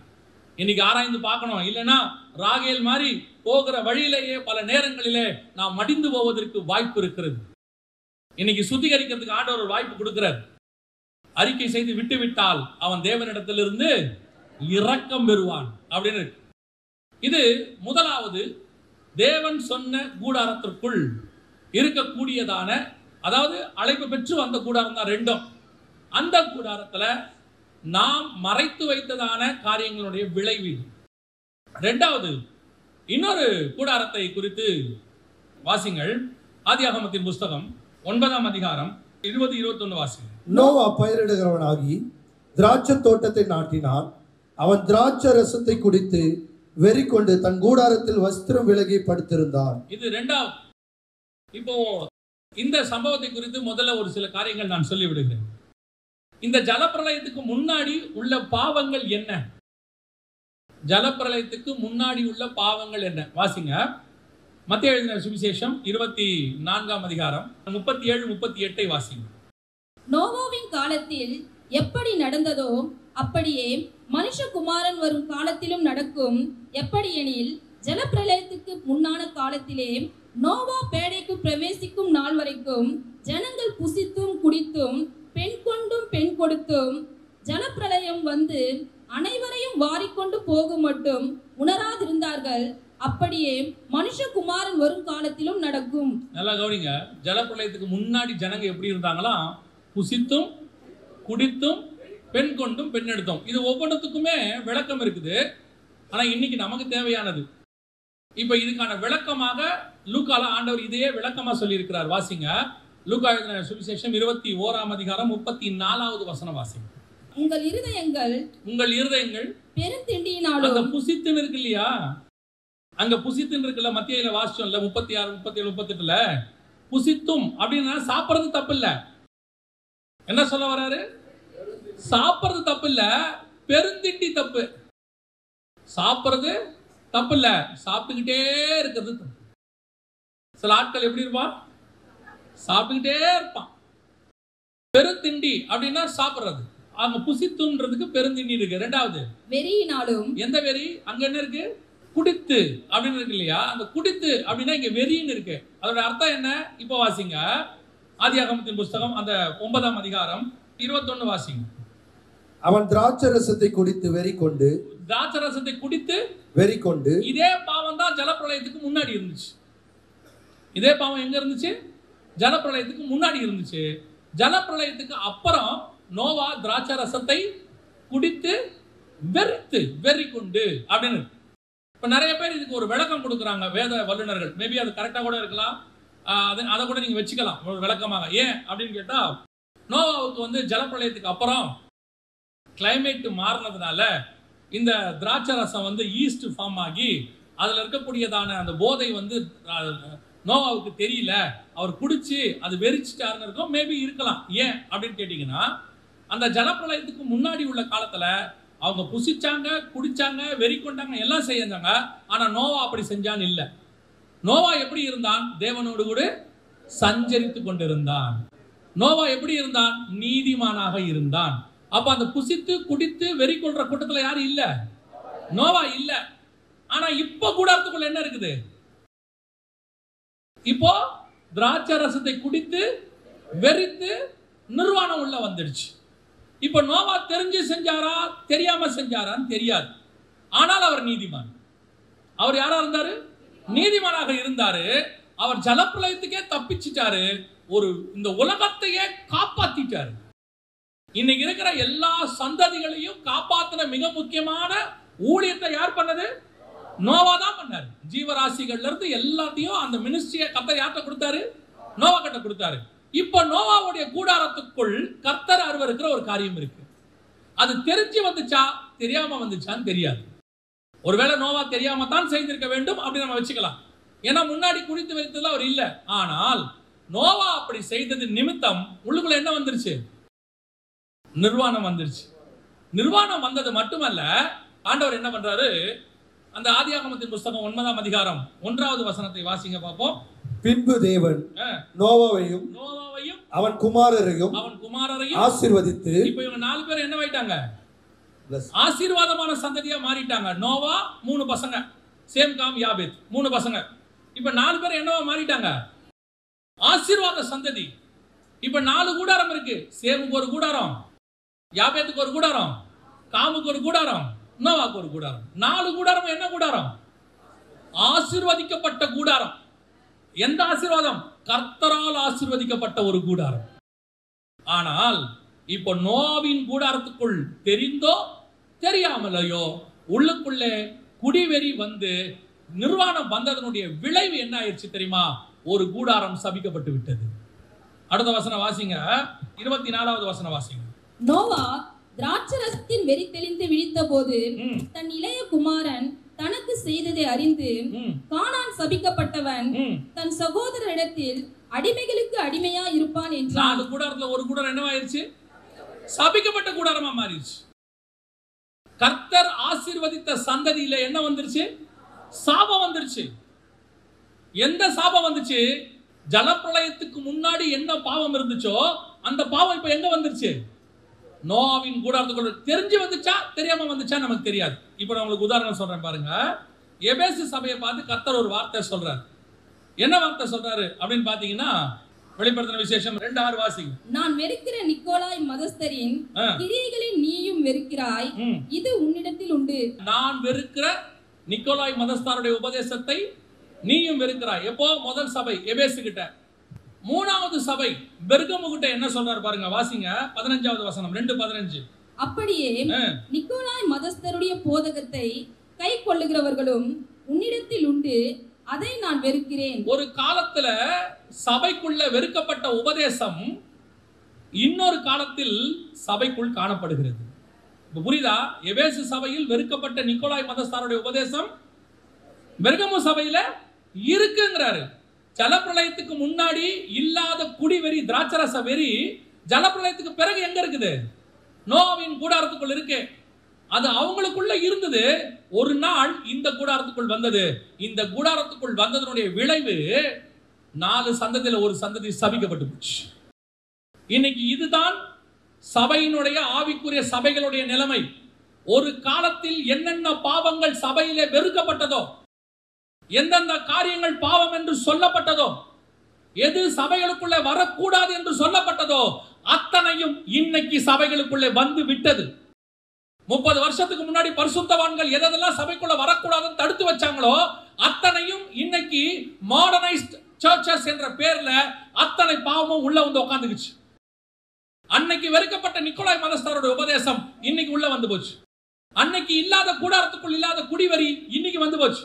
அன்னைக்கு இல்லாத ஆவிக்குரிய சபைகளுக்குள்ள இல்லாத பாவங்கள் இன்னைக்கு தலைவிரிச்சு ஆடுது சபைக்குள்ள. இன்னைக்கு உள்ள வந்துருச்சு. எதெல்லாம் பரிசுத்தவான்கள் செய்யக்கூடாதுன்னு எங்களுக்கு சொல்லி கொடுத்தாங்களோ அதெல்லாம் இன்னைக்கு சபைக்குள்ள மிக முக்கியமான இடத்துல உட்கார்ந்துகிட்டு இருக்கு. என்ன தப்புன்னு கேட்கிறோம். என்னைக்கு கூடாரத்துக்குள் கர்த்தர் அருவருக்கிற காரியங்கள் வருதோ, என்ன தேவனை பொறுத்த வரைக்கும் நல்லா தெரிஞ்சுக்கொள்ளுங்க, அவர் ஒரு நாள் வேணான்னு சொன்னார்னா கடைசி வரைக்கும் வேணான் தான். 20 வருஷம் ஆயிடுச்சுன்னு ஓகே சொல்ல மாட்டாரு. அன்னைக்கு திராட்சரசம் குடிவெறி கூடாரத்துக்குள் இருக்கக்கூடாது என்றால் இன்னைக்கும் சபைக்குள் திராட்சரசம் குடிவெறி இருக்கக்கூடாது. அவ்வளவுதான். அன்னைக்கு கூடாரத்துக்குள் எது அருவருக்கப்பட்டதோ இன்னைக்கு கூடாரத்துக்குள் வந்து நிர்வாணம் வந்துருச்சு. நிர்வாணத்தினுடைய விளைவு சாபம். அதுதான் இன்னைக்கு சபைகளுக்குள் காணப்படுகிறது. விசுவாசிகள் நல்லா கவனிச்சுக்கொள்ளுங்க. நீங்க 4 தடவை கேட்டா அந்த நீங்க கேட்ட காரியம் சரியா மாறிடாது. புரியுதா? சில பாவங்களை தொடர்ந்து நீங்க செஞ்சிட்டீங்கன்னா பாவம் என்னவாயிடாது, சரியா மாறிடாது. இப்போ ஆண்டவர் பிள்ளையார்கிட்ட சொன்னார், உன் வீட்டில் ஒருத்தன் வந்து உட்காந்துருக்கானே அவன் யாருன்னு கேட்டார். இல்ல பாலாக்கு வந்திருக்கான், அவன் கூட போகாதேன்னு சொன்னார். இப்ப பிள்ளையாம் என்ன பண்ணிருக்கணும்? வந்தவனை அனுப்பி விட்டுருக்கணும் தானே. இப்ப பிள்ளையாம் கேட்கிறாரு, கொஞ்சம் வெயிட் பண்ணுங்க, நான் ஆண்டவர்கிட்ட கேட்டு சொல்றேன். நான் தான் நேத்தே சொல்லிட்டேனே வேணான்னு, இப்ப நான் 2வது கேட்க போறேன். இவர் 2வது போய் கேட்கிறாரு, ஆண்டவரே நான் இவங்களோட போட்டா போயிட்டு நேத்து வேணாம் நீங்களே, வேணான்றதான் என் நிலைமை. இப்ப நான் என்னை மீறி நீ கேட்கறல போ, அப்ப என்ன ஆகும்? செத்து போவ. பிள்ளையம் என்ன ஆனா செத்து போனா. ஒரு விஷயத்தை கர்த்தர் வேணான்னா வேணாம் தான். கவனித்துக் கொள்ளுங்கள். தெரிஞ்சோ தெரியாமலையோ உன் கூடாரத்துக்குள் கர்த்தர் அருவருக்கிற காரியம் வந்து விட்டது. அதை ரிமூவ் பண்ணத்தான் பார்க்கணும். திருப்பி நீங்கள் அதை அட்மிட் பண்ணிட்டீங்கன்னா அது சாபத்தில் கொண்டு போய் நிறுத்திடும். ரொம்ப கேர்ஃபுல்லா இருக்கணும். ஆரம்பத்தில் வெறுக்கிற பாவம் முடிவு பரியந்தம் அது பாவம் தான். அதுக்கு சபையில இடம் கிடையாது. 50 வருஷம் ஆச்சுன்னா அது மாடிஃபை ஆகி உள்ள வரலான்னு அர்த்தம் கிடையாது. 100 வருஷம் ஆனா அதை மாடிஃபை பண்ணி உள்ள கொண்டு வரலான்னு அர்த்தம் கிடையாது. அன்னைக்கு தேவன் வெறுத்தால் இன்னைக்கும் வெறுக்கிறார். ஏன்னா அவர் நேற்றும் இன்றும் என்றும் மாறாதவராய் இருக்கிறார். 21ஆம் நூற்றாண்டுக்கு அவர் மாடர்னைஸ்டு காடு. 10,000 வருஷத்துக்கு முன்னாடி அவர் கொஞ்சம் ஏன்ஷியன்ட் காட் எல்லாம் கிடையாது. நம்ம ஆண்டவர் ஸ்டில் அலைவ். அவர் அன்னைக்கும் இன்னைக்கும் ஒரே காடு தான். மோசேக்கு ஒரு பிரமாணம், அப்புறம் யோசுவாவுக்கு ஒரு பிரமாணம் மாற்ற மாட்டாரு. மோசேக்கு என்ன பிரமாணமோ இயேசு வர வரைக்கும் அதான் பிரமாணம். இயேசு என்ன பிரமாணம் 2000 வருஷத்துக்கு முன்னாடி இயேசு கிட்ட எழுதி கொடுத்ததுதான் இன்னை வரைக்கும் அதுதான் பிரமாணம். மாறாது, மாடர்னைஸ்ட் ஆகாது. நல்லா பாத்துக்கோங்க. எனக்கு ஆண்டவர் சொல்லி கொடுத்த சொல்றேன். இந்த வசனம் இருக்குல்ல, வசனம் முதல்ல எழுதும் போது தோல் சுருள்ல எழுதினாங்க. அதற்கு பிறகு பேப்பர்ல எழுதினாங்க உண்மை, கற்பலகைகள்ல எழுதினாங்க உண்மை. இப்ப டிஜிட்டலி காத்துல எழுதுறாங்க உண்மை. இன்னும் எதுல எழுதுவாங்கன்னு தெரியாது, இன்னும் எழுதுவாங்க. தோல் சுருள்ல இருந்து காத்து வரைக்கும் எழுதுறது மாறும், வசனம் மட்டும் மாறவே மாறாது. அதே வசனம் தான் இருக்கும். நீங்க தோல்ல எழுதுறதுக்கு ஒரு வசனமும் டிஜிட்டலா எழுதும் போது இன்னொரு வசனமா ஆகாது. நீ எந்த மோட வேணா மாத்திக்க, வசனத்தை மாத்த முடியாது. வசனத்தை மாத்தினா உனக்கு ஐயோ, அவ்வளவுதான். அன்னைக்கு உள்ள தேவன் தான் இன்னைக்கும் ஜீவனோடு கூட இருக்கிற. இன்னைக்கு நீ கூடாரத்துக்குள்ள எதை கொண்டாட? கர்த்தர் அருவருக்கிற காரியங்களை கூடாரத்துக்குள்ள கொண்டு வர ஒரு நாள் உன் நிர்வாணம் வெளிப்படும். நீ சபிக்கப்பட்டவனாய் காணப்படுவாய். கூடாரத்துக்குள் என்னைக்கு கர்த்தர் உலாவும் போதும் பழைய பாவங்கள் எதுவும் உள்ளே வரக்கூடாது. கர்த்தர் அன்னைக்கு எப்படி பார்த்தாரோ அதனால ஆண்டவர் சொல்றார் யாக்கோபை பார்த்து, யாக்கோபே உன் கூடாரங்கள் எவ்வளவு அழகா இருக்கிறது, எவ்வளவு அழகா இருக்குது உன் கூடாரம். பிள்ளையாம் பாக்குறான், அங்கிருந்து பாக்குறேங்க கூடாரத்தை, சபிக்கிறதுக்கு ஒண்ணுமே இல்லைங்க. இங்க இருந்து பாக்குறேங்க கூடாரத்தை, சபிக்க ஒண்ணுமே இல்லைங்க. சரி, கடைசியா சொல்றான், நான் கடைசியா நின்னு பாக்குறேன். ஒருவேளை முன்னாடி இருக்கிறவங்க பர்ஃபெக்டா இருப்பான், பின்னாடி உட்கார்ந்து இருக்கிறவன் ஒருவேளை மோசமா இருப்பான்னு பிள்ளையாமுக்கு எண்ணம். பொதுவாகவே நீங்க ஸ்கூல்ல பாத்திருக்கீங்களா? சொல்லுவாங்க, இந்த ஃப்ரண்ட் பெஞ்சில் உட்கார்ந்து இருக்கிறவங்க யாரு? நல்லா படிக்கிற பையன். இந்த லாஸ்ட் பெஞ்சில் உட்கார்ந்து இருக்கிறவன் யாரு? உருப்படாதவன் அப்படின்னு அவங்க சொல்லுவாங்க இல்லையா? பிள்ளையாம அதுதான் சொல்றாரு. ஃப்ரண்ட்ல பார்த்தா எல்லாம் படிக்கிறவனா இருக்கான், எதுக்கு லாஸ்ட் பெஞ்சில் போய் பார்ப்போம், அங்க எவன் எப்படி இருக்கிறான்னு பார்ப்போம். ஆனா இஸ்ரவேல் கூடாரத்தை போய் பார்த்தா எல்லா பெஞ்சிலையும் படிக்கிறவனாவே இருக்கிறான், நல்லவனாவே இருக்கிறான். எந்த இடத்துலயும் அவனால சபிக்கவே முடியல. அப்படித்தான் நம்முடைய சபையின் கூடாரமும் இருக்கணும். இங்க உட்கார்ந்து இருக்கிறவனுக்குள்ள என்ன பரிசுத்தாவினுடைய நிறைவு இருக்குதோ அதே நிறைவு கடைசியாக உட்கார்ந்து இருக்கிற அந்த பரிசுத்தாவின் நிறைவு அந்த ஆத்மாக்குள்ளே இருக்கணும். சபைக்குள்ள இருக்கிற அத்தனை பேருடைய ஸ்பிரிச்சுவல் ஸ்டாண்டர்டும் ஒரே ஸ்டாண்டர்டா இருக்கணும். இங்க இருந்து பார்த்தா கூடாரம் தப்பா தெரியும், அங்க இருந்து பார்த்தா தப்பா தெரியும் சொல்லக்கூடாது. எங்க சபையில எங்க பார்த்தாலும் கூடாரம் பர்ஃபெக்டா தான் இருக்கும். அது கர்த்தருடைய பாளையம், அந்த கூடாரம் அழகா இருக்கிறது. அல்லேலூயா. ஒரு நாள் நீங்கள் எதை வெறுத்தீர்களோ சாகர வரைக்கும் அதை வெறுக்கணும். நான் சொல்றது பாவத்தை, மனுஷன் இல்ல. பாவியை இல்லை, பாவத்தை. அன்னைக்கு ஆண்டவர் வேணான்னார்னா இன்னைக்கும் வேணாம் தான், அன்னைக்கு இல்லைன்னார்னா இன்னைக்கும் இல்லை தான். அதாவது பிள்ளைகள் பண்ணும்போது அது அவங்களுக்கு சரி, பண்ணட்டும். ஒரு நாள் அவங்க மாறுறாங்க, மாறல, அது அவங்களுக்கும் தேவனுக்கும் உள்ளது. தப்புன்னு சொன்ன நீ அதை சரின்னு சொல்லாத. அப்ப என்ன ஆகுது? நீ திருப்பி நிக்கோலாய் மதசார் உபதேசத்தை உள்ள கொண்டு வந்துட்டேன்னு அர்த்தம். ஆரம்பத்துல நீ எதை வெறுத்தையோ அதை கடைசி வரைக்கும் வெறுக்கணும். ஏன்னா கர்த்தர் அது உனக்கு போதிச்சது, எனக்கு சொன்னது அவ்வளவுதான். என் கூடாரத்துக்குள் நான் எப்படி ஆரம்பத்தில் பரிசுத்தமாய் பாதுகாத்துக் கொண்டேனோ அவர் வருமளவும் என் கூடாரம் அப்படியே இருக்கும். இன்னைக்கு நோவாவுடைய கூடாரத்துக்குள்ள ஜலப்பிரளயத்துக்கு முன்னாடி உள்ள வெறி வந்துருச்சு. அது தெரிஞ்சு வந்துச்சோ தெரியாம வந்துச்சோ, திருப்பியும் சொல்றேன், தெரிஞ்சு வந்துச்சோ தெரியாம வந்துச்சோ, ஆனா அதனுடைய விளைவு என்ன மட்டும் பாருங்க. ஆசீர்வாதம் கூடாரம் சாபமான கூடாரமாய் மாறிடுச்சு. அதுல ஒரு சந்ததி சபிக்கப்பட்டு போய்விட்டது. அந்த நிலைமை உங்களுக்கும் எனக்கும் வரக்கூடாது. ரெண்டாவது, இந்த கூடாரம் நல்லா இருந்துச்சு, ஆனா கூடாரம் இப்ப எப்படி ஆயிருச்சு? சாபமா மாறிடுச்சு.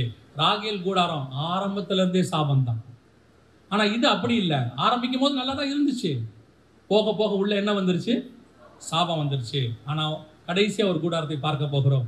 பார்த்துட்டு நம்ம முடிக்கலாம். வாசிங்க எபிரேயர்கள் நிருபம் 11ஆம் அதிகாரம் 9-10 வசனங்களை வாசிங்க. விசுவாசத்தினாலே அவன் வாக்குத்தத்தம் பண்ணப்பட்ட தேசத்திலே பரதேசியை போல சஞ்சரித்து அந்த வாக்குத்தத்தத்திற்கு உடன் சுதந்திரராகிய ஈசாக்கோடும் யாக்கோபோடும் கூடாரங்களிலே குடியிருந்தான். இருக்கட்டும், கவனிங்க. ஆபிரகாம் யாரு? செல்வ சீமான். ஆபிரகாம் யாரு? பயங்கரமான பணக்காரர். ஏன்னா அப்படித்தான் அந்த ஊழியக்காரன் போய் ரெபேக்கால கூட்டிட்டு வரும்போது சொல்லிடுறாரு, ஆண்டவர் அவர் எல்லா விதத்திலும் என்ன பண்ணிருக்கிறாரு? ஆசீர்வதிச்சிருக்கிறாரு, அவர் சீமானா இருக்கிறார் அப்படின்னு சொல்லியாச்சு. ஆனா ஏன் இவர் கூடாரத்துல குடியிருந்தாரு? ஏன் கூடாரத்துல இருக்கிறாரு அப்படின்னா, இவரு ஒரு காரியம் இவருக்கு தெரியுது. என்ன தெரியுது? அடுத்த வசனம் வாசிங்க. ஏனெனில் தேவன் தாமே கட்டி உண்டாக்கின அஸ்திபாரங்கள் உள்ள நகரத்துக்கு அவன் காத்திருந்தான். அவருக்கு ஏன் அவர் கூடாரத்துல இருந்தாருங்கிறதுக்கு காரணம் சொல்லுது. இப்ப நான் இருக்கிற இந்த கூடாரம் ஏன் இருக்கிறேன்னா, எனக்கு அஸ்திவாரம் உள்ள நகரம் ஒண்ணு வரப்போகுது. அந்த அஸ்திவாரம் உள்ள நகரத்துக்கு காத்திருக்கிறேன்னா கூடாரத்துக்குள் குடியிருக்கிறேன். இப்ப இவரு ஓகே, இவர் அந்த முடிவு எடுத்துட்டாரு. எப்ப முடிவு எடுத்தாரு? 75 வயசுல முடிவு எடுக்கிறார். ஏன்னா ஆதியாகமம் 12 வசனம் சொல்லுது, அவன் போய் கானானிலே கூடாரத்தை போட்டான்னு இருக்கு. அப்ப கூடாரம் போட்டார். நமக்கு தெரிஞ்சு 75 வயசுல கூடாரம் போட்டிருக்காரு. அதுக்கு முன்னாடி அவர் ஆரான்ல போட்டாரா அல்லது மெசொப்பொத்தாமியா தேசத்துல போட்டாரான்னு பைபிள் சொல்லல. ஆனா வசனம் சொல்லுது அவன் கானானுக்கு போய் கூடாரத்தை போட்டான்னு இருக்கு. So at the age of 75 கூடாரம் போட்டார். இப்ப அவர் எது வரைக்கும் கூடாரத்துல குடியிருக்கிறாரு? வசனம் சொல்லுது, நீங்க வாசிச்ச எபிரேயர் 11:9-10. அவன் அந்த வாக்குத்தத்தத்துக்கு உடன் சுதந்திரராகிய ஈசாக்கோடும் யாக்கோபோடும் கூடாரங்களில் குடியிருந்தான். அதாவது 75 வயசுல கூடாரத்துக்குள்ள வந்தவர் யாக்கோபு இருக்கிற வரைக்கும், அதாவது சாகர வரைக்கும் கூடாரத்துல இருந்தார். ஆபிரகாம் சாகும் போது 175 வயசு. ஆபிரகாமுக்கு 100 வயசு ஆகும் போது ஈசாக்கு, 140 வயசு ஆகும் போது ஈசாக்குக்கு கல்யாணம் ஆகுது. 160 வயசு ஆகும் போது ஈசாக்குக்கு பிள்ளை பிறக்கிறாங்க, 2 பிள்ளை, ஏசாவும் யாக்கோபும். 160 வயசுல பேர பிள்ளைகளை பார்த்துட்டாரு. ஆனா வாழ்ந்தது எத்தனை வருஷம்? 175. அதாவது பேர பிள்ளைகளுக்கு 15 வயசு ஆகிற வரைக்கும் ஆபிரகாம் என்னவா இருந்திருக்கிறாரு? உயிரோடு கூட தான் இருந்திருக்கிறார். சோ 75ல இருந்து 175 வரைக்கும் 100 வருஷம் அவர் எதில் குடியிருந்தார்? கூடாரத்துல குடியிருந்தார். இப்போ செல்வச்சீமான் ஆயிட்டாரு.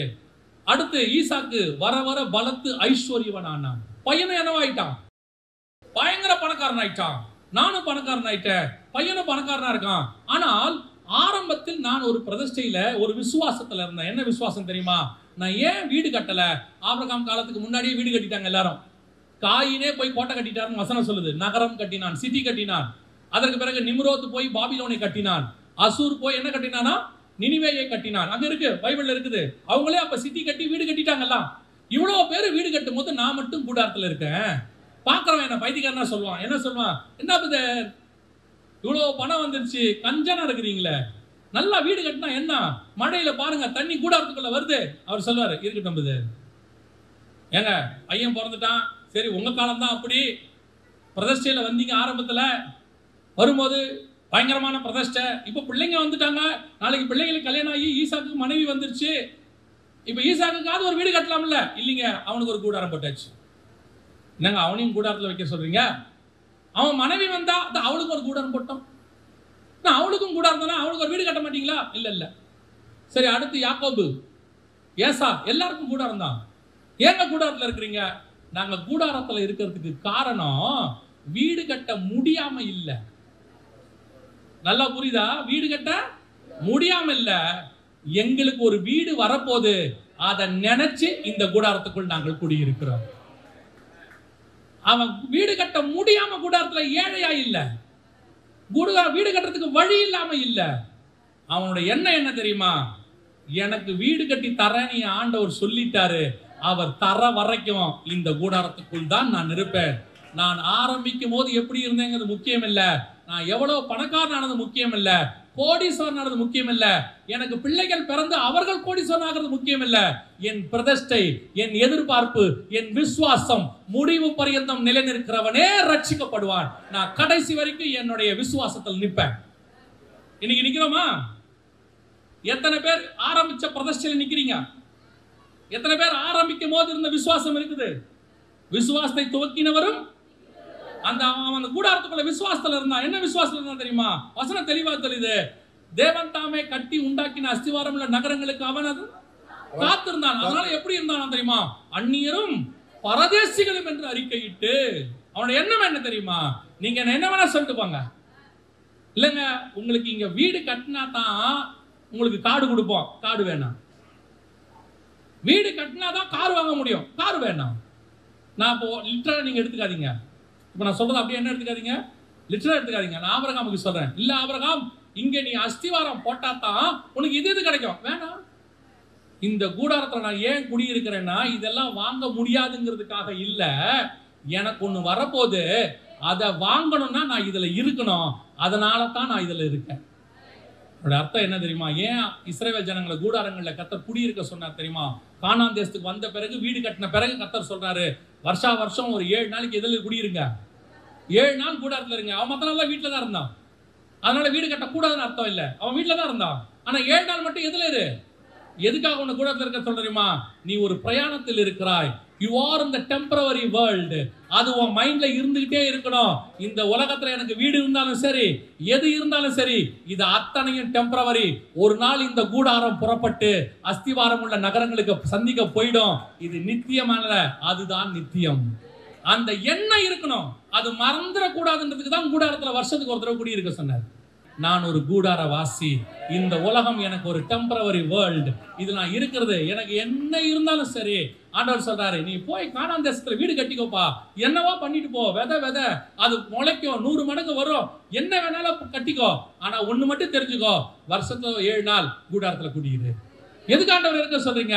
நீ ஒரு டெம்பரரி பர்சனுங்கிறத மறந்துடாத, நீ ஒரு பிரயாணக்காரங்கிறத மறந்துடாத, நீ ஒரு வழிபோக்கனுங்கிறத மறந்துடாத, நீ ஒரு அந்நியனும் பரதேசியுமா இந்த பூமியில் இருக்கிறாய் என்பதை மறந்து விடாது. யோசிச்சு பாருங்க. நேற்று ஒருத்தருடைய பயோகிராஃபியில் அவர் சொல்றாரு, இந்த லாஸ்ட் வேர்ட்ஸ் ஆஃப் த செலிபிரிட்டிஸ்ன்னு போட்டாங்க. அதாவது முக்கியமான ஆட்கள் கடைசியாக பேசினது அப்படின்னு சொல்லி சில முக்கியமான ஆட்களில் போட்டிருக்காங்க. அதில் ஒருத்தர் சொல்லியிருக்கிறாரு, இந்த பணம் ஒண்ணுமே கிடையாது, அது என்னை காப்பாற்றவில்லை என்பதை நான் புரிந்து கொண்டேன். சொன்னது யார் தெரியுமா? மிகப்பெரிய பணக்காரன். சாகும்போது கடைசியா சொன்னது வேஸ்ட். இன்னைக்கு ஒரு பெரிய கூட்டம் உட்காந்துக்கிட்டு இந்த உலகத்துல கூடாரத்துக்கு பத்தி கவலையே படாம, நாங்க நித்தியமா இருக்க போறோம், இந்த பூமியை அப்படி செய்ய போறோம், இப்படி செய்ய போறோம். திருப்பியும் சொல்றேன், அதுவும் இப்ப இந்த காலம் இருக்கு பாருங்க, கொரோனாவுக்கு பிறகு எப்ப யார் போறாங்கன்னே தெரியல. 45 டக்குன்னு கிளம்பிடுது. திடீர்னு பார்த்தா ஹார்ட் அட்டாக், கார்டியாக் அரெஸ்ட் அப்படிங்கிறான். வயசு என்னங்க? 44. என்னங்க இப்ப அப்படித்தாங்க வருது. ஒரு 45 வயசு ஆளு திடீர்னு பார்த்தா சன் ஸ்ட்ரோக், சோலார் சுனாமி, ஆள் காலி. நான் என்ன சொன்னேன்னா, இப்ப எப்ப வேணாலும் எது வேணாலும் நடக்கும். நான் எனக்குள்ள மட்டும் ஒண்ணு இருக்கணும், நான் எப்ப எது நடந்தாலும் சரி, இல்ல 70 வரைக்கும் இருந்தாலும் சரி, நான் கூடாரவாசி தான், நான் டெம்பரவரி பர்சன் தான். எனக்கு நியமிக்கப்பட்டது எல்லாமே டெம்பரவரி.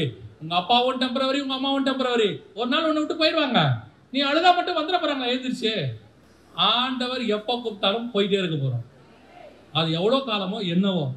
ஆனா ஒண்ணு மட்டும் சரி, நீங்க வேணும்னாலும் உங்க அப்பா அம்மா இந்த உலகத்துல நிரந்தரமா இருக்க போறதில்ல. உங்க பிள்ளைகள் வேணும்னாலும் நாமளும் இங்க நிரந்தரமா இருக்க போறதில்ல. ஆமா, அத்தனை பேருமே கூடாரவாசி தான், டெம்பரவரி தான். இதை மைண்ட்ல ஏத்துங்க. நான் இந்த உலகத்துல ஒரு பிரயாணப்பட்டு வந்திருக்கிறேன். நான் தேவனால் விடுதலையாக்கப்பட்டிருக்கிறேன். நான் கூடாரங்களில் குடியிருந்து கொண்டிருக்கிறேன். சரீரத்தை சொல்றேன், கூடாரங்களில் குடியிருந்து கொண்டிருக்கிறேன். ஒரு நாள் வரும், இந்த கூடாரத்தை பெயர்த்து கொண்டு நித்திய நகரத்துக்குள் நான் பிரவேசிப்பேன். அங்கே பசி அடைவதில்லை, அங்கே தாகம் அடைவதில்லை. ஆட்டுக்குட்டியானவர் தாமே என்னை நித்திய தண்ணீர் அண்டைக்கு, ஜீவ தண்ணீர் அண்டைக்கு நடத்துவார். அல்லேலூயா. நாம் ஜெபிக்க போகிறோம். வேந்திருக்கலாமா? நாம் எல்லோரும் தேவ சமூகத்தில் ஒரே ஒரு காரியத்தை மாத்திரம் நம்ம நினைவு கூறுவோம். பரிசுத்தவான்கள் காலகாலமா நமக்கு சொல்லி கொடுத்ததுதான். ரொம்ப அழகா அதை பெர்க்மன்ஸ் 2 லைன்ல சொல்லுவாங்க, இப்பூமி சொந்தம் இல்லை. அதுதான் எல்லா பரிசுத்தவான்களுடைய எண்ணமாவும் இருந்துச்சு. எல்லாரும் அதை நோக்கித்தான் ஓடினாங்க, எல்லாரும் அதைத்தான் விரும்பினாங்க. பவுல் சொல்றாரு, நான் தேகத்தை விட்டு பிரியும் காலம் வந்தது, நான் போகிறதுக்கு ஆசைப்படுகிறேன். எல்லாரும் அதை ஆசைப்பட்டாங்க. இயேசு பாருங்க 33 வயசுல சொல்றாரு, நான் போகிறேன், நான் போவது உங்களுக்கு நலமாக இருக்கும், நான் போவேன் ஆகில் பரிசுத்தாவி உங்களிடத்தில் அனுப்புவேன். எல்லாருமே டெம்பரவரி தான். மாம்சம் என்றால் அது டெம்பரவரி. இங்க கர்த்தர் வச்சிருக்கிற வரைக்கும் நமக்கு வச்சுக்கிட்டோம். ஆனா எண்ணம் எப்படி இருக்கணும் தெரியுமா? சில நேரங்களில் சிலர் சொல்லுவாங்க பாருங்க, என்னதான் வாடகை வீட்டில் இருந்தாலும் சாகரத்துக்குள்ள ஒரு சொந்த வீட்டுக்கு போயிடணும்னு சொல்லுவாங்க. அது உலக பிரகாரமா சொல்றது. நான் ஆவிக்குரிய விதத்தை சொல்றேன், என்னதான் இந்த பூமிக்குள்ள நீங்கள் இருந்தாலும் சொந்த வீடு நமக்கு ஒன்று இருக்கிறது. அதுக்கு போகணுங்கிற வாஞ்சை இருதயத்துக்குள்ள இருந்துகிட்டே இருக்கணும். நித்தியம் தாங்க நமக்கு ஆண்டவர் வாக்கு பண்ணினது. அதனாலதான் நித்திய ஜீவன் பிதா பண்ண வாக்கு தத்தம் சொல்லுது, பைபிள் சொல்லுது. நித்திய ஜீவன் அளிப்பேன் என்பதே பிதா நமக்கு பண்ணின வாக்கு தத்தம், எட்டர்னல் லைஃப். ஒப்பு கொடுப்போமா? இந்த உலகத்துல உனக்கு கிடைக்கிற பட்டம், பதவி, புகழ், பணம், எல்லாரும் உயர்த்தி பேசுறது, அதெல்லாம் ஒரு நாள் போயிடும். ஒரு நாள் அவங்க கூட உன்னை தூசிச்சு பேசுவாங்க, உன்னை உயர்த்தினவங்களே தூசிப்பாங்க. இன்னைக்கு உன் பிரசங்கம் நல்லா இருக்கும்பாங்க, நாளைக்கு அவங்க நல்லா இல்லைம்பாங்க. இன்னைக்கு உன் பாட்டு நல்லா இருக்கும்பாங்க, நாளைக்கு நல்லா இல்லைம்பாங்க. ஆனா கர்த்தர் உன்னை சாட்சி கொடுக்கணும், அவ்வளவுதான். அந்த சாட்சி தான் நித்திய சாட்சியா இருக்கும். மனுஷனுடைய உயர்வு, மனுஷன் கொடுக்கிற மேன்மை, மனுஷன் கொடுக்கிற பாராட்டு, இதெல்லாம் வேணாம்னு சொல்லிருங்க. அதெல்லாம் ஒண்ணுமே இல்லை இந்த பூமியில. என்ன இருக்கு? ஏதோ அவங்க சந்தோஷத்துக்கு அவங்க பண்றாங்க. நமக்கு கிரீடத்தை வச்சு ஒருத்தர் பிதாவுக்கு முன்பாக நமக்கு கிரீடத்தை வச்சு எல்லாருக்கும் முன்னாடி கனப்படுத்துவார் பரலோகத்துல. அந்த கணம் தான் மெய்யான கணம். கோடான கோடி தூதர்களுக்கு முன்னாடி உன்னை கனப்படுத்துவார் பாருங்க. அதனாலதான் சாலமோன் அழகா சொல்லுவாங்க, பறந்து புறா போல் சிறகடித்து ஆடி சென்றோர் நான் இளைப்பாறுவேன், பரலோக வாசல் பரம சீயோன் குறித்து என்னை வரவேற்குமே. எத்தனை சந்தோஷம் பாருங்க. அந்த மாதிரி பரலோகத்துக்குள்ள நுழையும் போது, ஸ்தேவான் நுழையும் போது இயேசு எழுந்திருச்சு நின்று வரவேற்றார்னு வசனம் சொல்லுது. பிதாவின் வலது பார்சத்துல உட்கார்ந்து இருந்த தேவன் ஸ்தேவான் பார்க்கும்போது எழுந்திருச்சு நிற்கிறாராம். அப்படி ஒரு வரவேற்பு, அப்படி ஒரு செரிமனி நடக்கணுங்க நமக்கு. பரலோகத்துக்குள்ள நுழையும் போது பரலோகம் எந்திரிச்சு நின்று வரவேற்கணும் நம்மள. ஒப்பு கொடுப்போம் தேவ சமூகத்துல. அந்த வாஞ்சை வந்துடணும். நித்திய வாஞ்சைக்குள்ள வந்துருங்க. இந்த உலகத்தின் வாஞ்சை எல்லாம் ஒரு நாள் ஒளிஞ்சு போகும். இன்னைக்கு சாப்பிட்றதுக்கு ஆசை இருக்கும், ஒரு நாள் சாப்பிட முடியாது. இன்னைக்கு ட்ரெஸ் போடுற நல்ல ஆசை இருக்கும், ஒரு நாள் இந்த ட்ரெஸ், கிராண்ட் ட்ரெஸ் மேல உனக்கு ஆசை இருக்காது, சிம்பிளா மாறிடுவேன். இன்னைக்கு நீ எத்தனை லட்சம் ரூபா வாட்சில் நீ டைம் பார்த்தாலும் சரி, நீ வெறும் 50 ரூபா வாட்சில் பார்த்தாலும் சரி, டைம் ஒண்ணுதான், அவ்வளவுதான். டைம் ஒண்ணுதான். ஒரு நாள் நீ போகும்போது எந்த வாட்சும் இருக்காது. நீ டைம்லெஸ் வேர்ல்டுக்குள்ள போயிடுவேன், நித்தியத்துக்குள்ள போயிடுவேன். ஒப்பு கொடுப்போம் தேவ சமூகத்துல. கரங்களை அப்படி, நான் நித்தியத்தை வாஞ்சிக்கிறேன், நான் ஒரு கூடாரவாசி, இந்த பூமி எனக்கு சொந்தமானது அல்ல, எனக்கு நித்தியமானது ஒன்று வருகிறது, என் தேவன் எனக்கு கட்டி கொண்டு இருக்கிறார், அவர் கைவேலை இல்லாத பொன் வீடு ஒன்று வருகிறது, நான் கண்டடைந்து வாழப்போகிறேன். அப்படி ஒப்பு கொடுக்கிறவங்களா கரங்களை ஆண்டவருக்கு நேராக உண்மையாய் சொல்றவங்களா உயர்த்தி ஜெபிப்போமா? சர்வ வல்லமை உள்ள எங்கள் தேவனே, எப்போ வருவீர் இயேசுவே, ஏங்கி உள்ளம் உம்மை தேடுதே, நாங்கள் உம்மை வாஞ்சித்து கதறுகிறோம் ஆண்டவரே. நீர் வரும்போது உம்மோடு கூட மறுரூபமாகி பரலோக ராஜ்யத்திலே நாங்கள் பிரவேசிக்க எங்களுக்கு கிருபை பாராட்டுங்கப்பா. இந்த பாரமான யாவற்றையும் உதறி தள்ளி விட்டு ஓட எங்களுக்கு கிருபை பாராட்டுங்க. வாழ்ற வரைக்கும் இது எங்களுக்கு தேவை, ஆனா இது எங்களுக்கு நித்தியம் இல்லை. இதை உதறுகிற இருதயம் எங்களுக்கு இருக்கட்டும். நாங்கள் கூடாரவாசிங்கிற எண்ணம் எங்களுக்குள்ள இருந்துகிட்டே இருக்கட்டும். We are in the temporary worldங்கிறது எங்க மைண்ட்ல இருந்துகிட்டே இருக்கட்டும் ஆண்டவரே. மகிமையுள்ள கரத்துல தாழ்த்துகிறோம் எங்கள் ஆண்டவர் இயேசுவின் நாமத்தில் பிதாவே.